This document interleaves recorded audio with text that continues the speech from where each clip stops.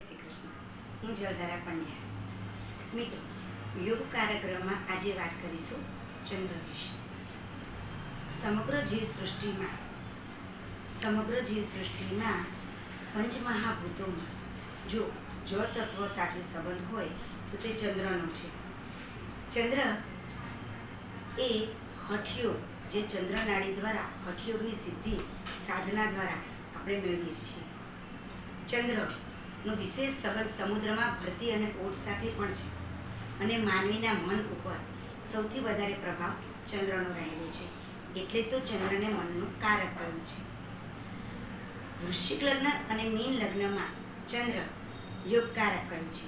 વૃશ્ચિક લગ્નમાં ભાગ્યસ્થાનનો માલિક બની ચંદ્ર યોગકારક બને છે, અને મીન લગ્નમાં 5મા સ્થાનનો માલિક બને. ચંદ્ર એક જ રાશિ ધરાવે છે, અને તે છે કર્ક રાશિ.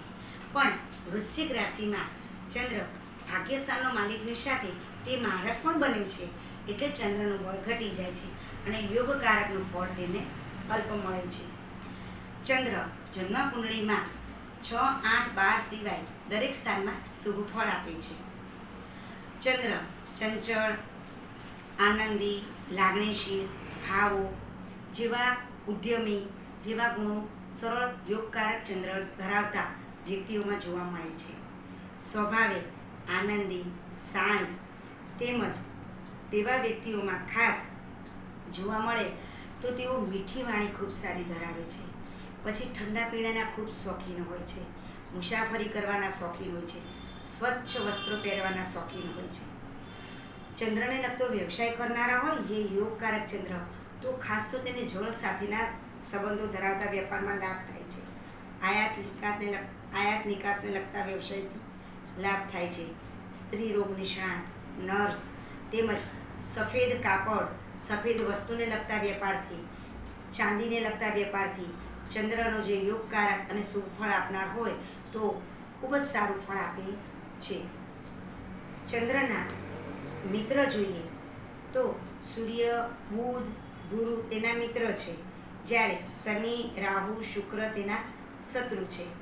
ચંદ્ર સાથે જો શત્રુ ગ્રહની દ્રષ્ટિ હોય તો ચંદ્ર અશુભ ફળ આપે છે, પણ જો શત્રુની રાશિમાં ચંદ્ર બેઠા હોય તો પણ તે શુભ જ ફળ આપે છે.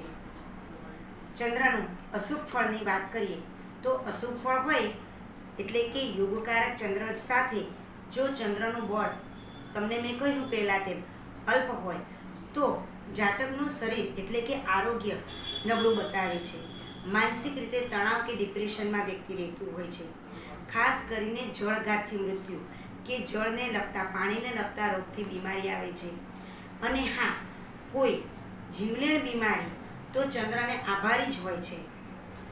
મિત્રો, ચંદ્ર સવા 2 દિવસ એક રાશિમાં રહે છે, એટલે કે સૌથી ત્વરિત ફળ આપતો હોય તો તે ચંદ્ર છે. એટલે જ આપણે પ્રશ્ન કુંડળીમાં ચંદ્રથી મૂકીએ છીએ અને ચંદ્રથી જ જવાબ મેળવીએ છીએ. મિત્રો, ચંદ્રની મહાદશા હોય, આ જ યોગકારક ગ્રહોમાં ચંદ્ર બનતો હોય અને ચંદ્રની જ મહાદશા હોય તો વ્યક્તિનો ભાગ્યોદય તે મહાદશા દરમિયાન થાય છે. વ્યક્તિને વિદેશ જવું, સર્વ મનોકામના, સર્વ ઈચ્છાઓ તેની પૂરી થતી હોય છે. મિત્રો, ચંદ્ર એ સારા યોગ પણ ધરાવે છે, જેમ કે સુનફા, અનફા, દુર્ધરા અને ગજકેસરી યોગ. એવી રીતના કેન્દ્રમ યોગ જેવા અશુભ યોગ પણ ચંદ્ર ધરાવે છે. પણ હા, ચંદ્રાધિ યોગ હોય તેને રાજા જેવું સુખ પ્રાપ્ત થાય છે. મિત્રો, ચંદ્ર વિશે યોગકારક મેં કહ્યું. જો આપને મારો આ વિડીયો પસંદ આવ્યો હોય તો મારી ચેનલને સબસ્ક્રાઈબ કરજો, લાઈક કરજો અને કોમેન્ટ કરવાનું ભૂલશો નહીં. જય શ્રી કૃષ્ણ.